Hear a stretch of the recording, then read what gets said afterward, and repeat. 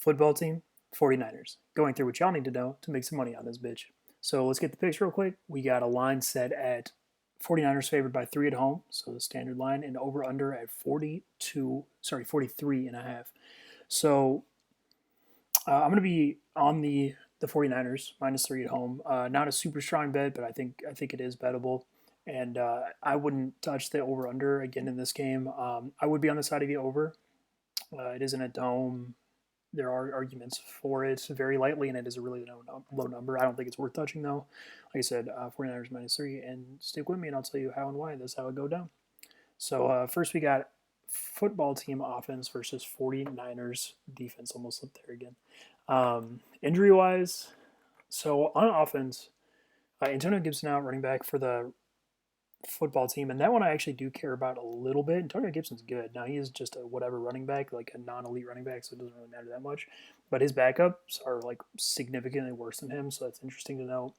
And two starting offensive linemen questionable, both Brandon Sheriff and Morgan Moses.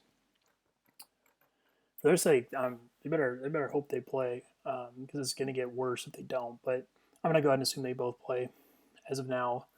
Generally, I do with questionables if I'm taking the other side of the game. And on defense, no DJ Jones.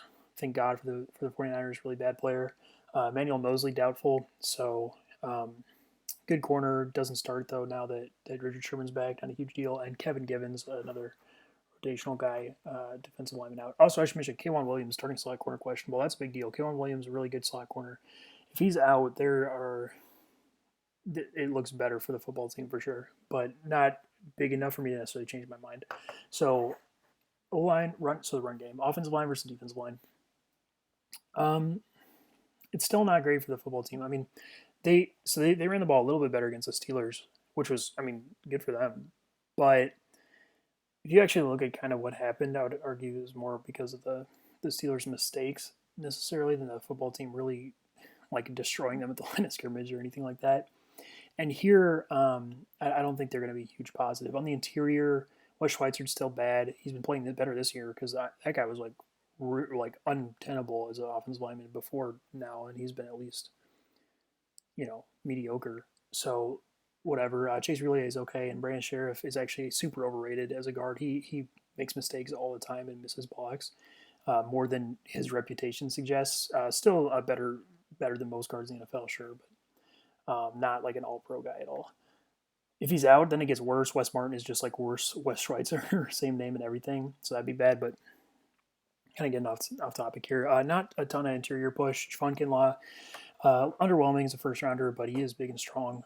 And their other spot is vulnerable, but I don't know. They brought Darion Daniels back up off the practice squad, who I think he's done some like kind of okay things.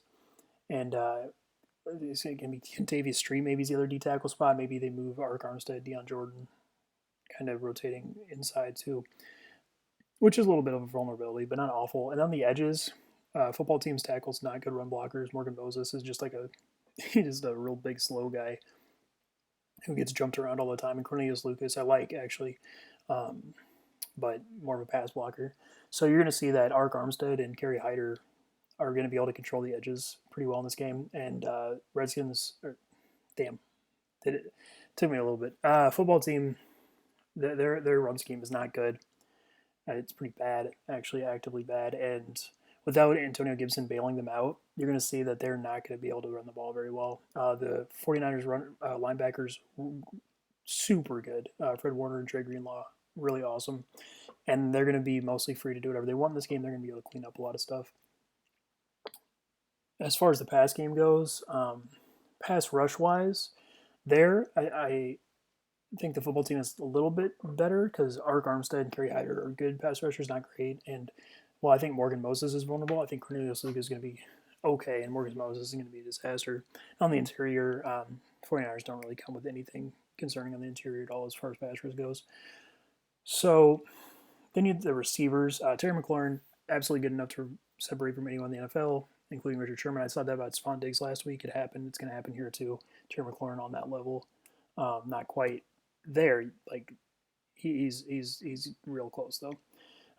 Cam Sims though is going to be super limited. I said that he's going to be last week, and I would argue down the field he caught some schemes like tunnel screens, wide receiver screens, short stuff, and kind of took it with Yak down the field. And I don't think that's going to happen here because you're talking about separation. I mean, Richard Sherman and Jason Verrett are going to eat him up, and the slots that the football team runs out aren't anything special or anything really good.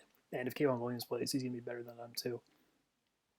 So then the quarterback versus the defense, Alex Smith, yeah, he's I will give him, he's not going to be bothered by what the 49ers do like schematically defensively, but there's enough pass rush here to make me think he's not going to have all the day in the world, or all the days in the world, all the time in the world to sit in the pocket, and his receivers aren't going to be good enough to be consistently open. Like I said, Terry McLaurin is, but I'm positive that the 49ers are going to counteract that somehow, so that he doesn't go for 20 receptions, because that's what's probably needed for them to be super successful on offense.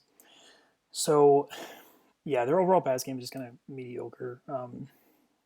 And once they do get in the red zone, there's nothing that tells me they're going to be super good. Terry McLaurin helps there; he's good enough too. He reaches that elite status, but they can't run the ball super well, and it's still Alex Smith in the red zone. So I have them a point spread of 13-20, which I feel pretty comfortable with. Maybe they get higher because of their defense. Definitely a possibility. Maybe even a little bit likely, but as far as offensive success goes, I don't think it gets better than that. So on the other side of the ball, 49ers offense versus the football team defense. Injury-wise, nothing relevant on the 49ers on the football team, actually. So offensive line versus defensive line. Okay. This is the way I'm going to start this. Do not get super fooled or overreact to the football team's performance versus the Steelers on the defensive line. I said it in that video preview, and it bore out that they match up incredibly well because the Steelers actually, contrary to maybe their reputation, run out this really finesse, kind of weak offensive line, especially the left side. And you saw that they had tons of trouble with the football team's strength, and that's what they're good at. They're good at being really strong at the point of attack, controlling defenders or offensive players with really strong hands, and going from there. That's not going to happen nearly to the same extent here. On the interior, Jonathan Allen and Deron Payne are going to be good, but Laken Tomlinson can actually stand up to them a lot of the time, and they're interior players who aren't Aaron Donald, so I don't want to overrate their impact. They're going to be good in run defense, and also the 49ers run scheme, right? They just run around that stuff anyway. You can't overrate interior impact versus a team that's barely running on the interior.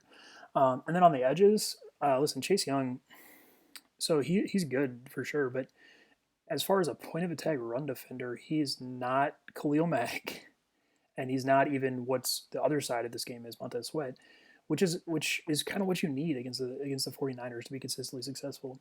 So you're going to see Chase Young is probably going to get ran at in this game, and he's going to have a tough time because the 49ers tackles are really good still, especially his run blockers, Trent Williams, Mike McGlinchey, both outstanding. On the other side, Montez Sweat is like made for this game. He's going to be fantastic, I would bet, because his specialty is being a like edge-setting, strong run defender, and he's going to be really good in this game. Linebackers, though, this is where I have a bunch of issues. The football team's linebackers are still bad and slow, especially and pretty much specifically referring to John Bostic. The fact that he's going to get a ton of snaps versus the 49ers offense is just a huge, huge red flag. Cole Holcomb is going to be fine, I think, and their other spot is concerned too, whether it's Kevin Pierre-Louis, Thomas Davis, Sean Dion Hamilton, none of them are good. So you're talking about two spots versus a run-heavy team at the second level that are like pretty actively able to be exploited by like Kyle Shanahan, and that's a huge deal.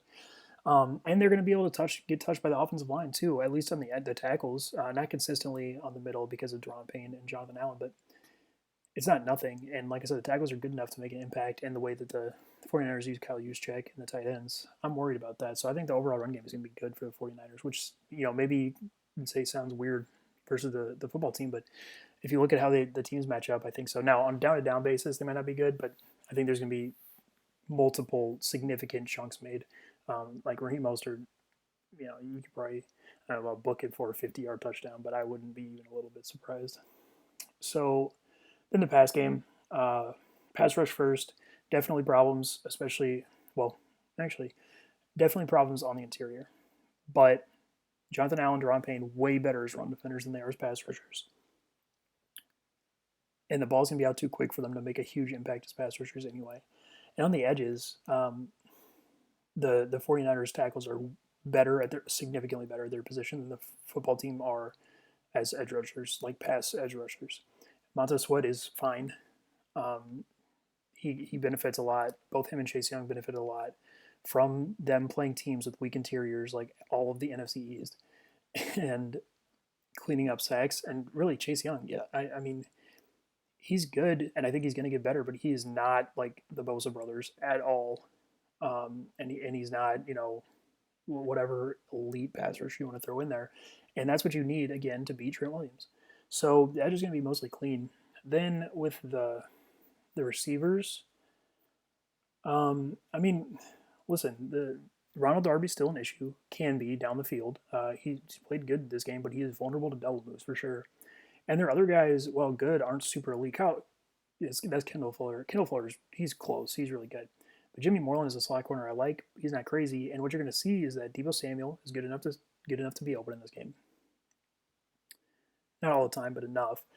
And there are other guys with the way they're schemed, Richie James, Brandon Ayuk, they're going to be fine. They're not going to be elite. They're not going to be crazy, especially down the field. But 49ers don't really attack down the field like that anyway, especially with Nick Mullins. So I think their overall pass game, it's not really going to get much past mediocre because of Nick Mullins, but the wide receiver screens, the little creative plays they do from play action is really going to boost the floor of it. So I think it's going to end up being, enough to be useful. And once again, the red zone, then Kyle Shanahan is a big plus, and they're going to be able to run the ball to a point there. And Deebo Samuel helps a ton. One of the best receivers in terms of turning possessions into touchdowns. So I have them in a point spread of 17-24. So again, not super high. And depending on defensive scores, I could definitely see this game getting over, but I wouldn't bet on that, especially because I don't know how. This strikes me more of like a defensive, the two defenses shutting teams down as opposed to like letting them move the ball and then striking for interceptions or fumbles and stuff like that in terms of good defense. So yeah, I feel pretty good about the 49ers minus three, and as well as the 49ers money line, although I don't know if there's value on that necessarily. But then the over under, like I said, not really touchable. I would just side on the over because I bet you something dumb happens in this game, but it's not bettable. And that is football team 49ers.